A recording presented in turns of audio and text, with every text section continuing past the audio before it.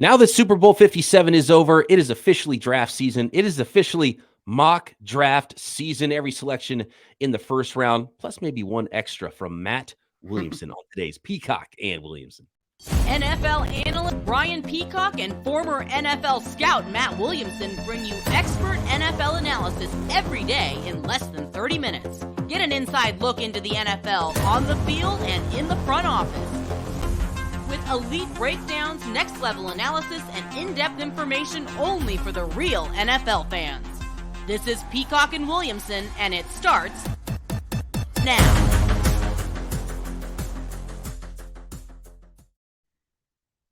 Welcome to the Peacock and Williamson NFL Show. Brian Peacock alongside Matt Williamson at BD Peacock at Williamson NFL on Twitter. Get your questions in for tomorrow's mailbag episode. Thanks everybody for making us your first listen on the Locked On Podcast Network, your team every day. Today's episode sponsored by FanDuel Sportsbook, official sportsbook partner of the NFL. Make every moment more. Visit FanDuel.com/lockedon today to get started.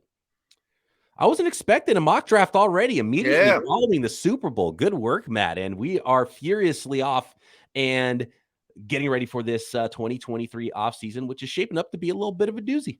Yeah, so here's what happened. Well, first of all, a couple of weeks, I'm going to be in Indianapolis at the Combine. I mean, it's officially the offseason. I mean, we had a good Super we had a good Super Bowl. We had a good recap of it yesterday, but now it is the offseason. And if there's I always say this to start the offseason too. If some of our listeners have ideas for shows, I mean, we're a lot less structured in the offseason. Feel free to tweet us and maybe we'll make that happen for you. If there's some ideas you want us to address, whatever. But this mock draft is a little early. I'm going to say I'm not 100% on top of my draft prep, but that's going to be a priority now that the Super Bowl's in the books. But here's what happened is we do a series for Steelers.com called a Triple Take, where there's three of us, and it's really just generic draft coverage for people that go to the Steelers website. It's not through the Steelers' eyes. They really make sure that we don't speak for the Steelers, but it starts with a mock draft, and that's coming out right now just to get, fans kind of in tune with who are the top 30, 35 players, whatever. And then we go position by position. And people might remember I have my top 5 list of positions, which I'll definitely share with you guys as well. That'll be starting the following week, starting with quarterbacks all the way down the line. So this isn't Steelers-centric, but it is for Steelers.com, and you can find it there. And we're actually doing a kind of a fun thing this year is kicking off this mock. We're doing like a Vanna White video where we go up to the board and we hit the button and there's CJ Stroud, there's, Bryce Young. So we're going to kind of take it another level. So I'll tweet that out as well. But they didn't want us to do trades and just kind of a generic get people in the same neighborhood. I always steal this phrase from Daniel Jeremiah. Like this time of year, he wants to get prospects in the right neighborhood. They don't have to be in the right house quite yet. You know what I mean? Absolutely. Yes. Yeah. And of course, there will be more mock drafts to come and there will be trades to come that we're projecting as well. But I think before you can project trades, you got to project what it would look like without trades to know where teams want to start moving. And by the way, it's a fun, probably going to be a really fun draft season for you with the Steelers, covering the Steelers stuff because you got that extra pick. Talked at the open about the extra pick. Yeah. Steelers got a top 32 pick now. What a trade that looked like for what a trade that looks like now for the Steelers, trading away Claypool and getting what turned out to be the 32nd pick in the draft, the first pick in the second round. So we will get to that pick as well. A bonus selection here since there's only 31 first round picks because the Miami Dolphins got theirs taken away. But let's go to the top. Let's go to pick number 1. Chicago Bears are picking number 1 overall. And if there's no trades happening here, did you go quarterback or did you go defensive lineman where there are 2 studs in this class? Well, I think there's a really good chance that there is a trade here when it's all said and done. And the more homework, though, I've done on the quarterbacks, I don't consider any of these guys Andrew Luck, Lawrence, maybe not even a Burrow level prospect. So I'm not sure Bears fans are going to get the haul that they really want, but they'll probably get something to move from 1 to 2 or 1 to 4 or whatever. And this may apply even if they move out of the first spot, but them and Arizona are probably going to have to make a decision. Do we want Jalen Carter, a superstar defensive tackle from Georgia, or Will Anderson, who's a supremely gifted edge rusher from Bama? I went with the interior guy. I don't know if you have a feeling on that. If you're a team like the Bears or Cardinals that needs everything, and you have a same grade on Carter and Anderson, would you take the interior guy or the edge guy? I would take the edge guy, and until I see the combine, I do want to see how big Will Anderson is and what kind of numbers he puts up athletically. Can you put him in the Von Miller class of edge guys? I'm not sure if he's going to be there, but I just think having that stud edge is a little bit harder to find, and you can have rotational interior depth and get by better than you can if you don't have that guy from the outside. I would have the tiebreaker be the edge for me and Will Anderson, but a lot of people are starting to really feel like Jalen Carter might be, an extra level ahead of Will Anderson as a prospect. And so maybe the more I watch these guys, I'll see some of that from Jalen Carter. I didn't really notice it in the bowl games where it was like, oh, this guy has to be the number one pick in the draft. He is that good of a game record. I didn't see Aaron Donald out there on the field, from Jalen Carter, but he's a great prospect. And I will say the Bears specifically might go the other way because Matt Eberflus, we saw it with the with the trade of DeForest Buckner to the Indianapolis Colts when he was there. I think he really does like having that stud 3-tech defensive tackle. So maybe more so even for Eberflus, a tackle might be the pick over the edge. Yeah, I went with Jalen Carter. I think there's an argument either way, just philosophically, which do you prefer? I think what I've seen, Carter's a slightly more impressive prospect than Anderson. But I think the Bears will probably end up with one of the two. Certainly, if they stay there at one, I don't think quarterback's even in the notion at this point. This would be great for the Houston Texans, who would not have to throw extra picks in the pot to move up to get their guy at quarterback in Alabama's Bryce Young. Yeah, I think pairing him with DeMeco Ryans, the Bama connection, should actually finally give the Texans some hope. Put those guys on the billboards. You'll start to look like a real organization. Last couple of years have been brutal. I mean, the Watson stuff. I mean, even, trading Nuke Hopkins and just the performance on the field, going through coaches left and right, that maybe there's finally a glimmer of hope there. But I'm really concerned about Bryce Young's size. I mean, it's hard to hold up as little as he is. I think he will be disqualified for some teams as a franchise quarterback because of the size. I don't know how much it matters. I think it matters less in this day and age than it has in the past because of how well protected quarterbacks are by the rules. But I will say this for the Houston Texans. The one thing I don't like about the way this is shaping up is, and I'm trying to think, maybe you can help me out, Matt, and listeners out there, let us know at BD Peacock at Williamson NFL. I'm trying to think of the last franchise that had a first-time head coach, a first-time offensive play caller. They're hiring Bobby Slowick, the former pass game coordinator from the 49ers, to run that system. So they're taking both offensive and defensive systems from DeMeco Ryans' former team, the 49ers there in Houston. So first-time head coach, first-time offensive play caller, and rookie quarterback. There's a lot of room for error there. When's the last time that turned out well? I can't think of a time. So that does worry me a little bit. They do have Mills there that could be maybe stopgappy, or they could bring in whoever, Garoppolo knows the system, or another veteran quarterback maybe to help that transition. But that does worry me a little bit for the Texans, and it's really looking like that's the direction they're going to go. Yeah, and I don't know their coaching staff well enough, or if they're done with it, but might be wise to get some old grizzled 65-year-old former head coach, offensive coordinator type as just, a assistant head coach, or senior offensive assistant or something like that. Someone's been around the block to kind of, be a stabilizing force. Right. Yeah. Assistant head coach, someone that can be around that has done it, just because they don't have any old heads in the room right now. Everyone's under 40 years old. The Jarrett Johnson, former quarterback, Texas A&M, Jarrett Johnson. You remember? Yeah. Okay. He had a little bit of an NFL career, bigger quarterback. And Gary Kubiak's son, who was DeMeco Ryans' head coach when he was a player for the Texans, Clint Kubiak, is one of the assistants, I believe, pass game coordinator for the, or maybe run game coordinator, can't remember which, for the Houston Texans as well. So a lot of younger coaches. Yeah, there's a lot of room for error there. I hadn't looked at that angle, but I do think they're going to be very much in the quarterback market and very much linked to Bryce Young. So some teams could come calling for number 3, right, with the Arizona Cardinals, but with no trades, this has pretty much been a defensive lineman, and whoever's there. If Jalen Carter's gone, it's Will Anderson. If Will Anderson's gone, it's Jalen Carter, and they might have an opportunity to pick between the two. But here, it's Will Anderson, defensive end from Alabama for the Arizona Cardinals. Which I would think the Cardinals are just fine with. Great. We'll take the other one. It works for us. We don't have to move around. we'll listen to offers if someone's in love with CJ Stroud or whomever, but we're thrilled to just take Will Anderson here, and it's a big need, and that team needs a lot. Some teams need some quarterbacks. Only one off the board. We're going to get to the pick number 4 for the Indianapolis Colts next, and then run through the rest of the first round of Matt Williamson's mock draft 1.0 for the 2023 NFL Draft next. Today's episode is sponsored by BetterHelp Online Therapy.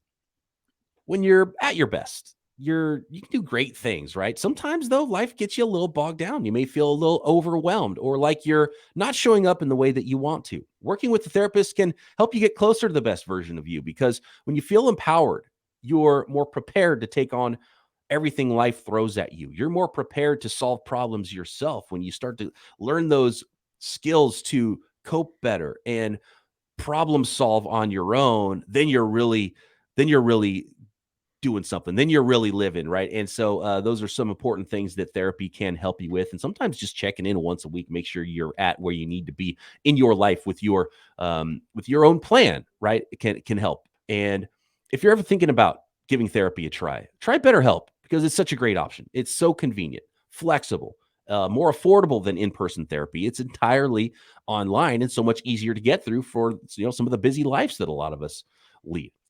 Just fill out a brief questionnaire. They'll get you matched with a licensed therapist and that meets your specific needs, no matter what they are. And you can switch therapists anytime if at no additional charge, if you don't like the therapist that you are first matched with. So if you want to live a more empowered life, therapy can get you there. Visit BetterHelp.com/lockedon today to get 10% off your first month. That's BetterHelp, HELP.com/lockedon.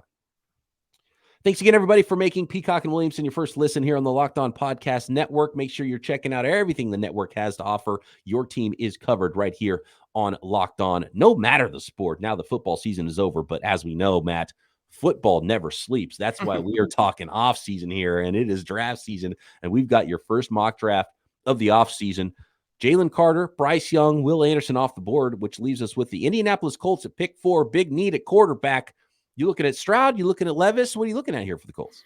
Yeah, I gave him Stroud. I think it's time to stop doing the recycled quarterbacks move. But who knows? Maybe they signed Derek Carr and use this pick on something else or whatever. But I feel pretty strong that it should be a quarterback. I have some concerns about Stroud, but still, this is where most people are mocking him to go, and it makes perfect sense to me.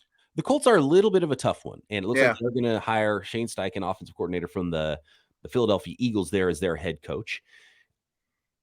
Who's the most similar to Jalen Hurts, if you want to go down that road? Would it be CJ Stroud? I like the way he ran a little bit more. I think it made him a more dangerous quarterback in the bowl game, but that's not been his style. No.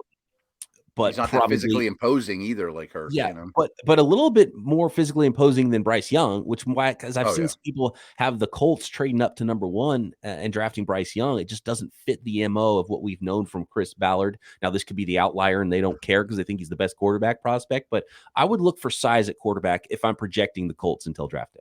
Yeah, maybe it is Will Levis or even Anthony Richardson, who's probably the closest to Hurts, especially when Hurts came out. Stroud really isn't that similar. He's more of a pocket passer, accuracy guy. Man. And the more I watch Richardson, just the level of tools he brings to the table. Yeah, he's pretty. And I'm kind of not that sold on Will Levis. Should we be that shocked if it's Anthony Richardson at 4, who meets the size criteria and is much more similar to Jalen Hurts for Steichen? Maybe that's the pick of 4.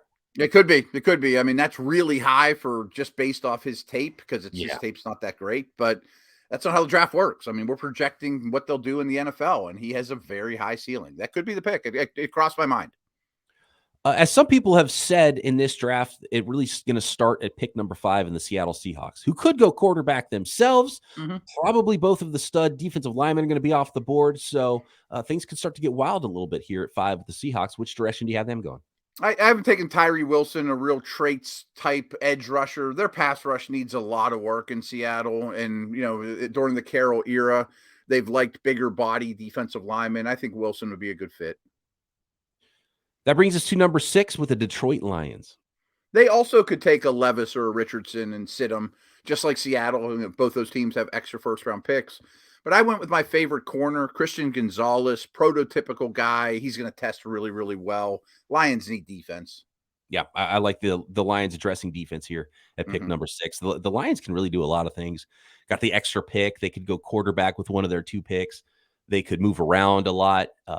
It's going to be a fun offseason for the Detroit Lions, I think, and especially a fun draft season. All these teams with extra picks, too. And we're going to see some picks get traded for veteran players. We're going to see some picks get traded on draft day. And the more teams that have extra picks, the more likely that more picks are even to get traded. So it kind of feeds into itself a little bit, I think.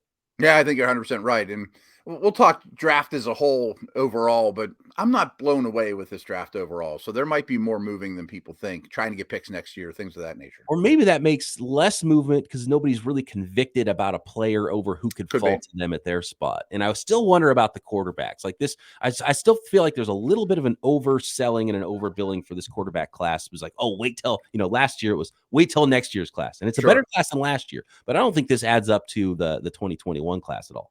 No, I 100% agree.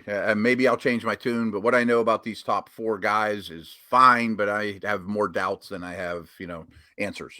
And it might be a situation like last year where still front offices are like, oh, but maybe next year's even better than this year kind of thing, too. So we'll see if that plays into it at all, but that is hard to look that far ahead for teams that are quarterback needy, like the team picking at number 7, the Las Vegas Raiders.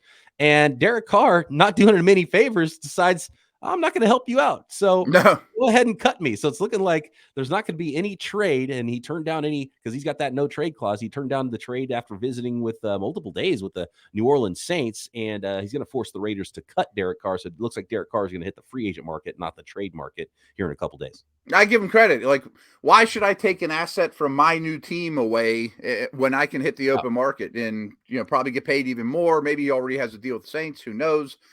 I have the Raiders taking Will Levis, a project quarterback. I think McDaniels could do good things with him, possibly. I think they should rebuild. I don't know that they agree with me.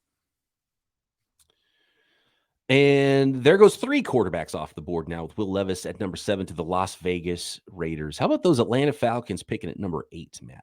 I gave them Miles Murphy, who reminds me a lot of the first overall pick last year, Travon Walker, just a big athlete on the front that you can do a lot with. Atlanta could certainly use somebody like that.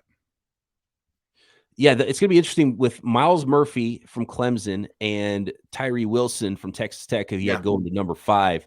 I mean, when you just look at them, they're top 10 picks, edge players that have the height, weight, speed that you're looking for. And we saw what happened last year. Like, do you remember with early mock drafts in January, February, where Travon Walker was going? Because it wasn't number 1 overall. No, right. And then he tested like crazy, and there wasn't a sure slam dunk overall first type pick. And I mean, Murphy could end up being 5.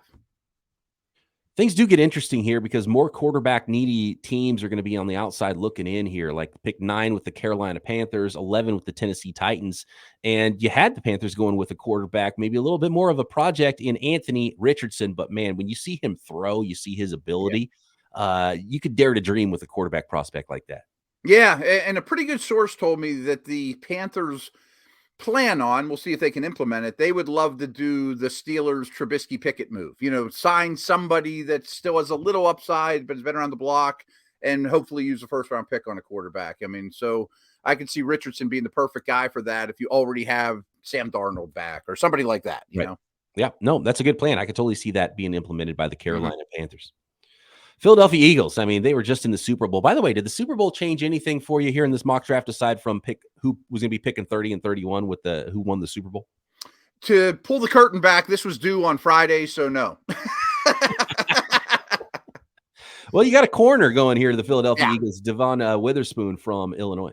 Had a tremendous season for Illinois, and some have him as a top corner in this draft. A little slight, but Bradbury's a free agent. I think they loved having Slay-Bradbury combination. If you could keep that going with Witherspoon and Slay, you keep a strength to strength. And we'll see at the combine, but I have a feeling, and there's a lot of these guys in every draft where you got a guy who's a really good player like Witherspoon, listed at 6 feet, 180. He's not going to be 6 feet when he shows up. Is he going to be 5'10 3/4? Is he going to be 5'11 and a half? Is he going to get the weight up a little bit? 185 maybe? Can he get to 190? Would 5'11, 190 be okay and still be a top 10 pick with his ability and his competitiveness? I mean, the tape is great for Witherspoon, but I worry about the size, and I wonder if he's going to slip if he does show up much less than 6 feet because he's not a bulky guy either. No, he's not. I mean, that's why I had Gonzalez going over him as the first corner off the board. And it sounds like nothing, but what if he's 178 instead of 180? Like, ooh, he's too skinny. Oh yeah. I mean, if he's sub 6 feet and sub 180, it'll be disqualifying. Like, right. There's certain teams that are like, this is the minimums we have to have. And if you weigh 179 pounds, we will not draft you maybe at all, and surely not in the first round. Well, I know we have to get to a break here, but that brings me to the next pick. Is I have the Titans taking Peter Skoronski, who I think is the best blocker in this draft, but he is lucky to be 6'4". He has short arms. I just took him here because the Titans could use a guard or a tackle. He'll just be a starter somewhere, but most teams won't look at him and say, he's not tall enough to ride the ride at left tackle for us. I mean, there's a lot of outliers in this draft, including Bryce Young, Yeah. And it's kind of to your point of maybe it's not the best draft class. I don't love it because of some of those reasons, because you can poke a lot more holes in a lot of guys than you can a lot of years, even though there's a lot of really good prospects too. Yeah. And it might lead to less separation on people's draft boards. And how about Jonah Williams for a comp for Skoronski? Yeah, he's in that neighborhood. I mean, people that love him say he's Zach Martin. Remember how good Martin was a left tackle at Notre Dame? Yeah. Went on to be an all-time great guard. Yeah, maybe, but he might be none of the above either. I mean, he might be Jonah Williams isn't prototypical left tackle. Such a needed tackle, and it looks like there might be a little tackle run happening here starting at 11 with the Tennessee Titans. We'll get to the rest of the first round next. Today's episode of Peacock and Williamson is brought to you by our very good friends at Built Bar. If you're looking for that delicious treat, but you don't want all the fat and calories, you got to try a Built Bar.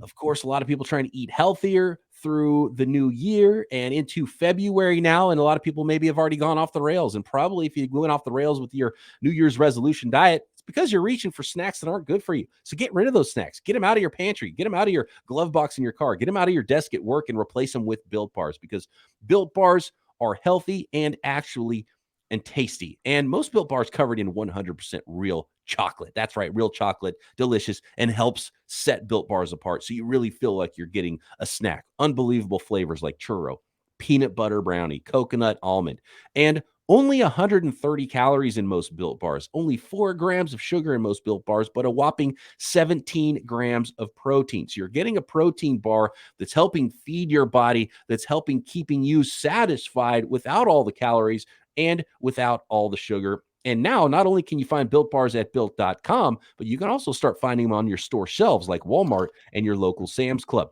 At Walmart, check out the pharmacy section. You can find 4 boxes of cookies and cream, double chocolate, or coconut puffs. And at Sam's Club, grab a 13-bar box of hit flavors like brownie batter and churro, and you can thank us later. And, of course, you can find all the flavors and all the varieties at Built.com.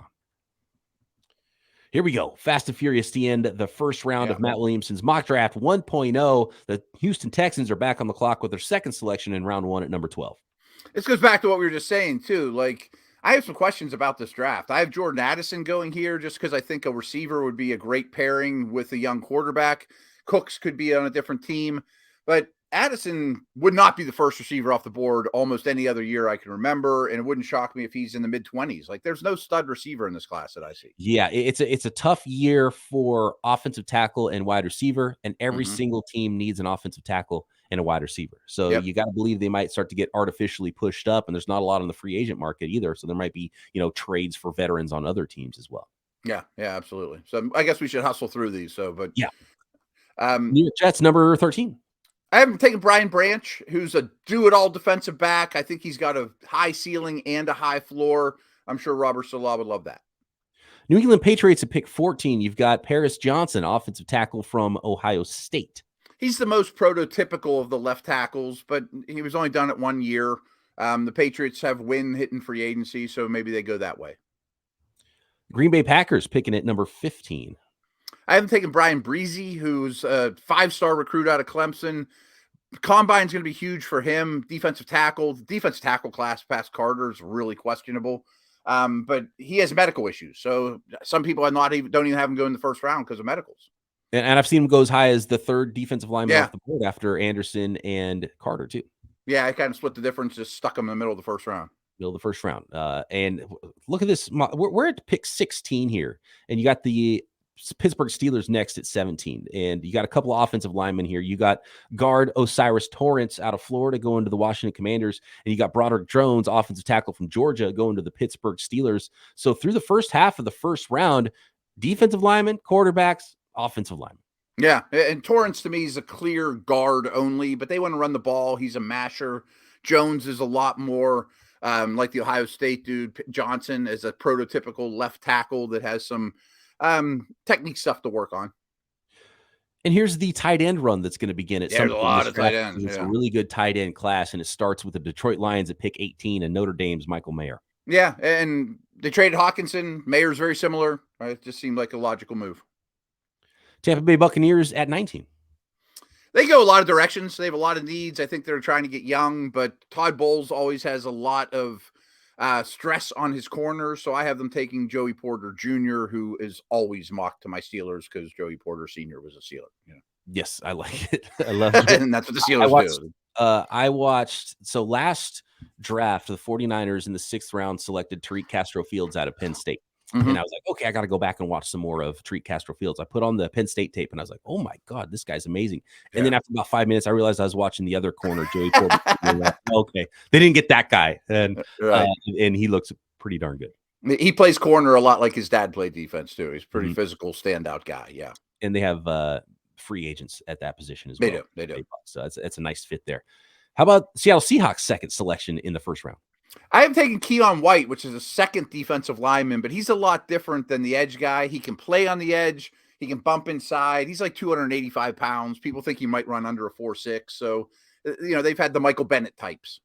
And nobody should ever be surprised if the Seahawks draft a lot of players that are large and that play on either line. Yeah, right. And they double down in positions all the time too. It makes sense.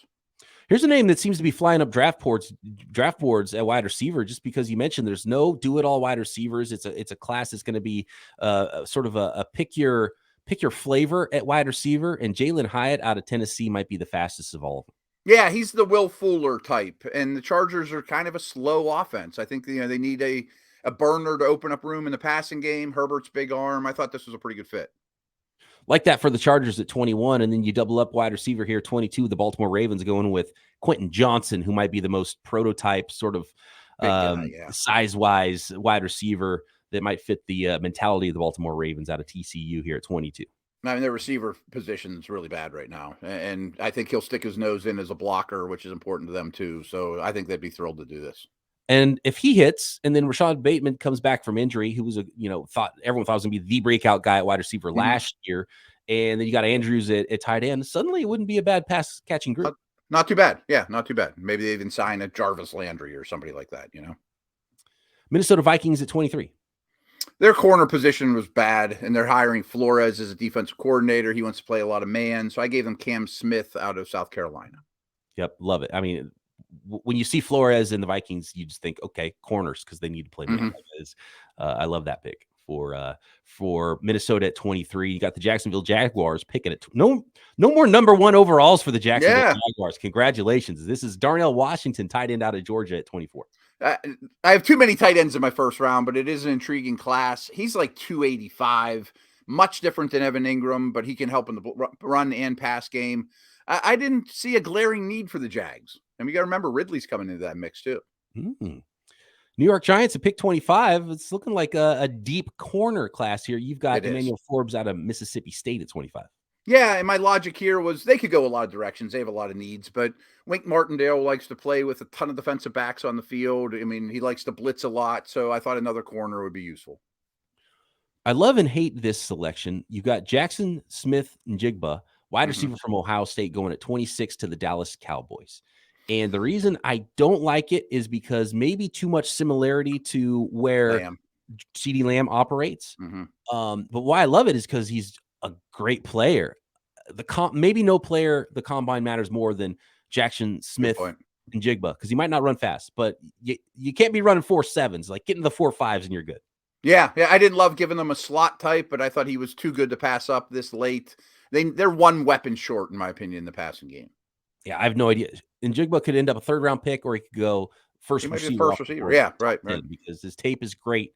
And reigning rookie of the year, Yeah, right. Garrett Wilson said he was the best receiver there.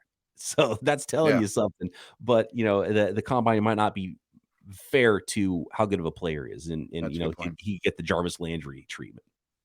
You might be right about that. I don't know if you'll approve of this pick or not. Bill's taking first running back off the board, Bijan Robinson. Well, I'm glad it didn't happen at like pick 12 or something like that. So 27, a little bit better. Clearly the best running back in this draft, and how much he impacts the passing game is going to go a long way to how valuable a running back is in today's NFL, as we just talked about with the Super Bowl yesterday. Bijan Robinson's a stud, just the attrition level at running back, but the fit here, the Bills have a lot. I can see this pick. Absolutely. Yeah, Singletary's a free agent. I think they need to realize you play in Buffalo and you're going to play in important late season games. You need to create a power running game. Pick 28, the Cincinnati Bengals. I thought about a corner here, but Hayden Hurst is a free agent. I don't know that Tyler Boyd's in the long-term plan, so keep the receivers strong. I want Dalton Kincaid, an athletic tight end out of Utah. Yeah, get yourself a pass catcher you got under control for 5 years. People are talking about how they're going to have to start trading T. Higgins even, So, replacing that. There's some other needs with the Bengals as well, but a pass catcher is probably something that you shouldn't sleep on for the Bengals early in the draft. Yeah, I think especially if Hurst is leaving, they could use a tight end there. Talk to me about Lucas Van Ness, defensive end from Iowa to the New Orleans Saints at 29. Traitsy guy. I mean, they always like those huge defensive ends. Davenport's a free agent. Jordan's getting up in age. He's not even technically a starter for Iowa, but I mean, he's going to test off the charts. He's going to be like 280 in that neighborhood. Fits the Saints quite a bit. And I like how in your write-up here, you talk about Cam Jordan's successor and similarities between those players. Absolutely. That's what they look for at that position. He can kick inside if he has to. They could develop him under Jordan. It seems like a good fit. Maybe nobody helped their stock more than tight end Luke Musgrave out of Oregon State at the Senior Bowl, Matt. You have him going to Kansas City at 30, and some people might be thinking to themselves, well, wait, don't they have Travis Kelce at tight end? Yeah, and some people might be saying, why aren't the Eagles picking at 30? Well, because I turned this in on Thursday.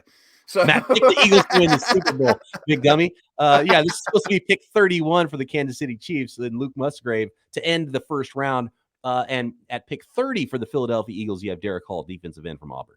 Yeah, he's a pass rusher. I can't imagine the Eagles, who I gave a corner, will not take a lineman with one of their 2 first-round picks. So I just gave them the best lineman. They have some free agents on that defensive front, so I gave them Hall. Musgrave, I think, is a really good fit for the Chiefs, who we'll talk later in the week, but they can address some things in free agency, which is amazing.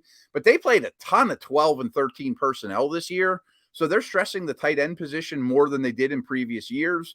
And kind of like the Cam Jordan situation, why not learn from Kelce? Give him a raw, big tight end to kind of learn from Kelce, who's not going to last forever, and be a compliment in the meantime. If you're going to try to pay extra attention to Kelce too, and this guy can run the seam and all of a sudden get behind you because you got too many guys looking at a different number 87, Yeah, and imagine what Andy Reid would do with an upgrade over Noah Gray. You know what I mean?